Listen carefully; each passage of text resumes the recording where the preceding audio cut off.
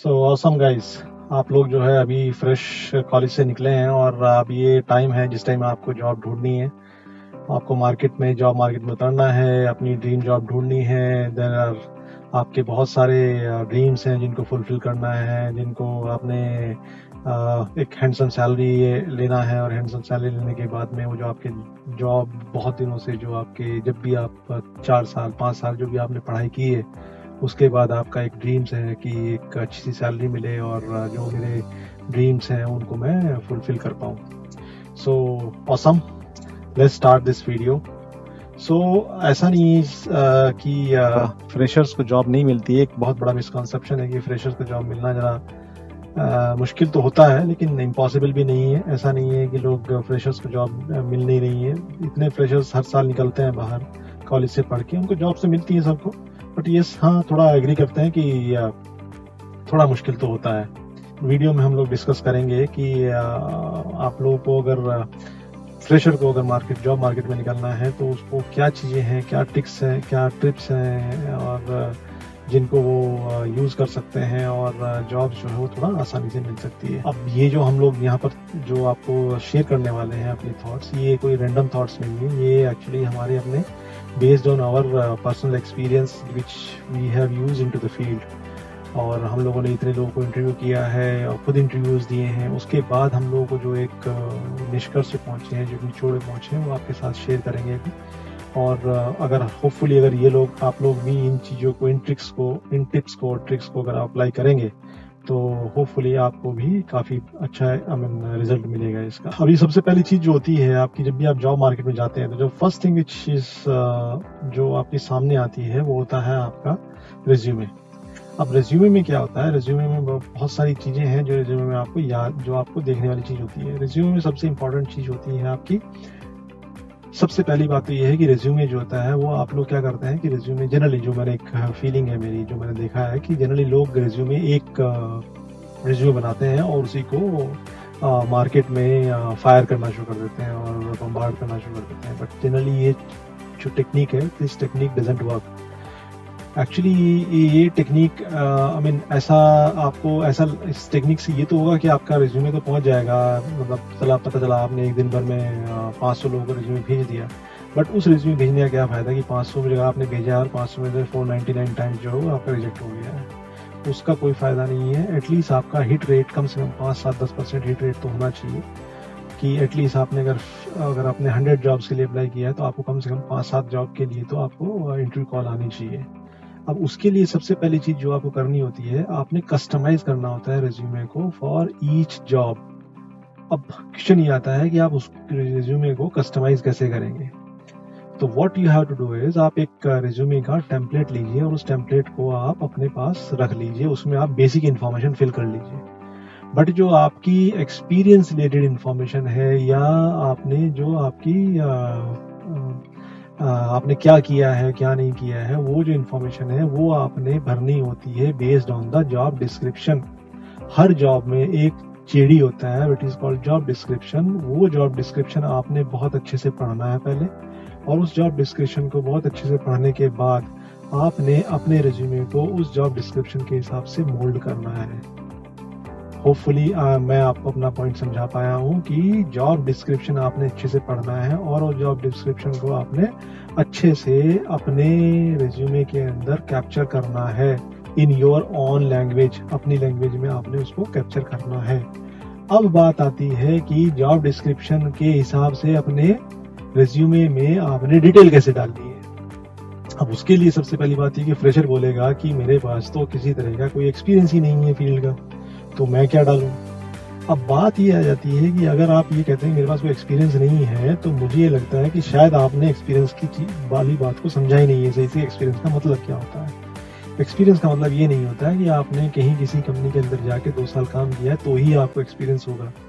Experience आपको जो है वो कंपनी में काम किए बिना भी हो सकता है। जैसे कि आप लोग अपने ड्यूरिंग योर स्टडीज सब लोग समर जॉब्स भी करते हैं, कुछ लोग समर प्रोजेक्ट्स करते हैं, कुछ लोग लास्ट सेमेस्टर का प्रोजेक्ट्स करते हैं।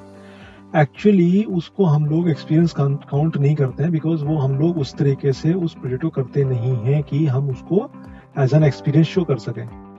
हम लोगों को जो अपना समर प्रोजेक्ट है या लास्ट सेमेस्टर का जो प्रोजेक्ट है उसको इतना डीपली स्टडी करना है, और उसको चाहे वो जरूरी नहीं है कि आप एक बहुत बड़ा फुल फ्लेजेड प्रोजेक्ट करें, बहुत एक छोटा सा प्रोजेक्ट करें, बहुत छोटा सा प्रोटोटाइप करें, बट वो ऐसे करें कि अगर उससे रिलेटेड कोई भी इंफॉर्मेशन, कुछ भी आपसे कोई पूछता है तो you have that information on your tips. उसको आप एकदम बिल्कुल सिंपल लैंग्वेज में व्हाट वाज द कॉन्सेप्ट, उसका कॉन्सेप्ट क्या था जो आपने अप्लाई जो प्रोटोटाइप बनाया है, उस कॉन्सेप्ट को आपने कैसे उसका ब्लूप्रिंट बनाया है, और उसके ब्लूप्रिंट को आपने कैसे इम्प्लीमेंट किया है, ये आपके पास टिप्स पे होना चाहिए। और इसी को आप एज ए फ्रेशर, इसी को आप एज एन एक्सपीरियंस दिखाने वाले हैं अपने रिज्यूमे के अंदर, कि मेरा एक्सपीरियंस ये है कि मैंने ये फला प्रोजेक्ट एक किया था, उस प्रोजेक्ट के अंदर मैंने ये कॉन्सेप्ट था, ये उसका ब्लूप्रिंट था, और ये ऐसे मैंने उसको इम्प्लीमेंट किया था। नंबर 1। नंबर 2, आपके पास आज की डेट में जरूरी नहीं है कि आपको अगर एक्सपीरियंस ही लेना है तो कहीं पे जॉब करने की जरूरत है। देयर आर फ्रीलांसिंग साइट्स जहां पर आप अपनी हॉबी के हिसाब से जाकर फ्रीलांसिंग साइट के ऊपर रजिस्टर कीजिए, और वहां से आपको छोटे छोटे प्रोजेक्ट्स बहुत लोग कराते हैं जिनके पास बहुत ज़्यादा बजट नहीं होता है, वो लोग उन फ्रीलांसिंग साइट के ऊपर जाकर लोगों से अपना काम करवाते हैं। आप जाइए वहाँ पर, अपने आप को एज ए फ्रीलांसर वहाँ पर अपनी सर्विसेज रेंडर करने के लिए अपने आप को रजिस्टर कीजिए। बोलिए मेरे को, मैं बोलता हूँ आपको अगर एक डेटा एंट्री का ही अगर सपोज हॉबी है, या डेटा एंट्री ही आपको करनी आती है और नहीं आता कुछ करना, तो डेटा एंट्री के लिए ही अपने आप को वहाँ पर रजिस्टर कीजिए, और अपने आप को वहाँ पर कुछ प्रोजेक्ट्स, स्मॉल प्रोजेक्ट्स लेने की कोशिश कीजिए, और उनको डेटा एंट्री करने, वो डेटा एंट्री प्रोजेक्ट्स को एग्जीक्यूट करने की कोशिश कीजिए। मैं बोलता हूँ वहाँ पर वेबसाइट बनाने के प्रोजेक्ट्स भी होते हैं, छोटे छोटे वेबसाइट्स बनाने के प्रोजेक्ट होते हैं। जाइए वहाँ पर कुछ अपनी स्किल्स, अलग से आपको वर्डप्रेस में वेबसाइट बनानी आती है, ब्लॉग्स लिखने आते हैं, कंटेंट राइटिंग आती है, आपको टेक्निकल कंटेंट आप बहुत अच्छा लिख लेते हैं। और ये जरूरी नहीं है इनके लिए आपको जॉब्स की जरूरत है, या इनको ऑफिस में जाओगे तो ही ये स्किल्स सीखोगे। ये स्किल्स जो ऐसी होती हैं जो आपको ड्यूरिंग कॉलेज ही आप आराम से शुरू कर सकते हैं, और उन साइट पे जाइए, वहां से अपना एक रेफरेंस बिल्ड कीजिए, और उस रेफरेंस को अपने रिज्यूमे के अंदर ऐड कीजिए। So this is another thing which actually gives a weightage to your resume, कि अगर आपके रिज्यूमे के अंदर इस तरह का कोई एक्सपीरियंस ऐड है, उसके लिए आप लिख सकते हो मैंने ये 4 प्रोजेक्ट किए हैं, ये 4 प्रोजेक्ट मैंने फ्रीलांसिंग किए थे, या मैंने अपने समर प्रोजेक्ट्स किए हैं, और उनको मैंने ये मंथ के ड्यूरेशन का था, ये 4 मंथ के ड्यूरेशन का, 6 मंथ के ड्यूरेशन का, तो total experience I have is around 1 year. Number 2। Number 3, आपके रिज्यूमे में आप उसके बाद ये डालने वाले होते हैं कि मैंने जो सब्जेक्ट्स पढ़े हैं during my studies, these are the subject जो मैंने पढ़े हैं, उन सब्जेक्ट्स की आपको नॉलेज ऐसी होनी चाहिए कि उन सब्जेक्ट्स के रिलेटेड अगर क्वेश्चन आपसे पूछे जाते हैं, वो आपने बहुत अच्छे से चूज करके लिखने हैं, वो रेंडमली कोई भी सब्जेक्ट नहीं लिखना है, वो आपके जो वाकई ही स्ट्रॉन्ग सब्जेक्ट्स हैं उनको मेंशन करना है आपने वहां पर।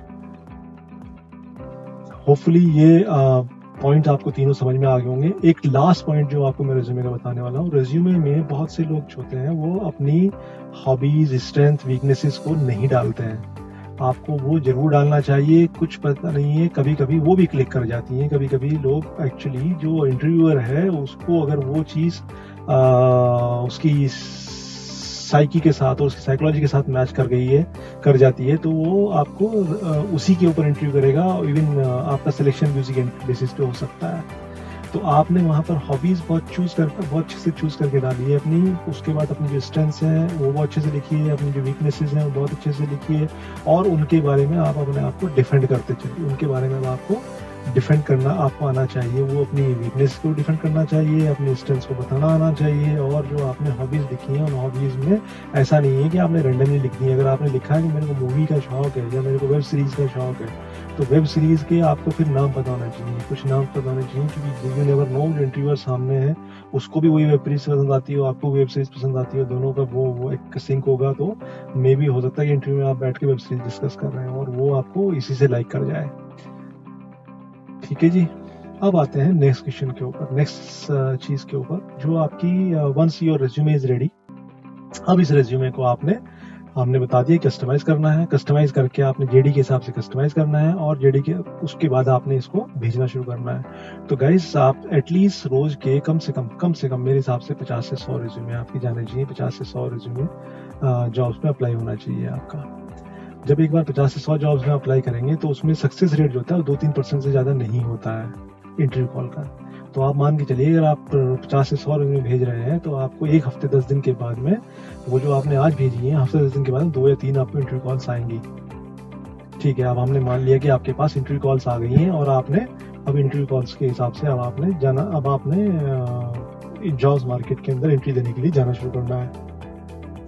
अब आपने इंटरव्यू देते हैं, इंटरव्यू के लिए ऑब्वियसली बात है, आप इंटरव्यू के लिए आप जाइए नेट के ऊपर जाइए, वहाँ से इंटरव्यू के क्वेश्चंस देखिए और उनको क्वेश्चंस को आप एक बार ब्राउज थ्रू कीजिए और जाकर आप इंटरव्यू अटेंड कीजिए।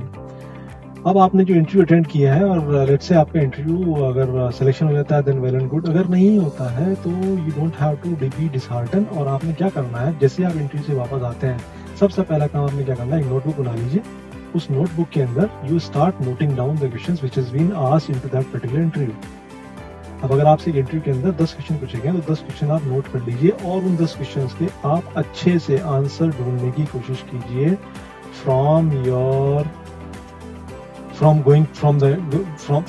knowledge, from your experience, or from the Google, or from your books, or from your internet। और उनको क्वेश्चंस के जो बेस्ट आंसर्स हैं उनको आप नोट डाउन करना शुरू कीजिए उसी नोटबुक के अंदर, because this notebook will be your reference whenever you are going for a next round of interview और नेक्स्ट इंटरव्यू। जैसे आप नेक्स्ट इंटरव्यू ले जाएंगे तो इस नोटबुक को रेफर करेंगे। अगर सेकंड इंटरव्यू में भी आपका लेट से सिलेक्शन नहीं होता है तो आप कुछ नहीं, घर आइए और वो जो अगले 10 क्वेश्चन थे उसमें देखिए पिछले 10 में से कौन से थे। पिछले 10 में से वैसे 2 क्वेश्चन सेम रिपीट हुए हैं बट 8 क्वेश्चन डिफरेंट थे, तो वो 8 क्वेश्चन फिर से नोट कर लीजिए। तो बाय दिस प्रोसेस आपके पास 5, 7, 10 इंटरव्यू के बाद में कम से कम एक 70, 80 और मे बी 90 और 100 क्वेश्चन का क्वेश्चन बैंक हो जाएगा। वो जो 100 क्वेश्चन का क्वेश्चन बैंक है उस क्वेश्चन बैंक को you have to go through whenever you are going for a next interview.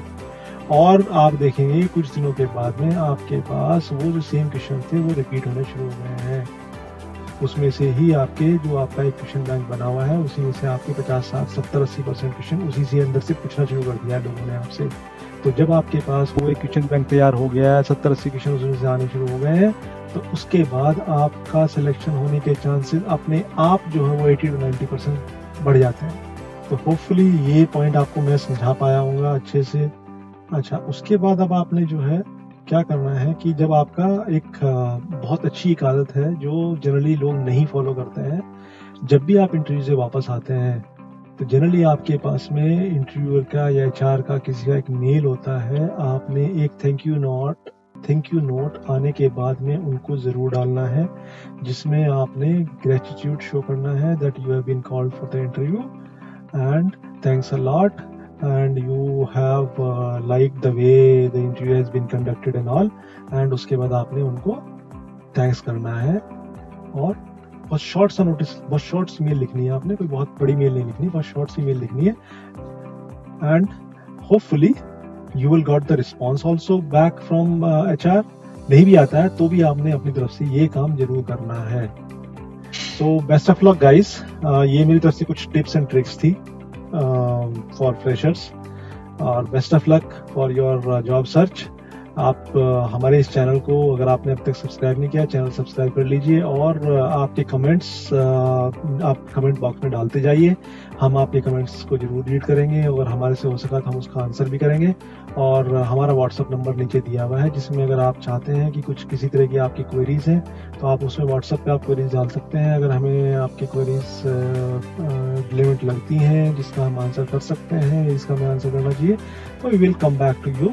Thank you very much. Thanks for watching my channel. Thank you.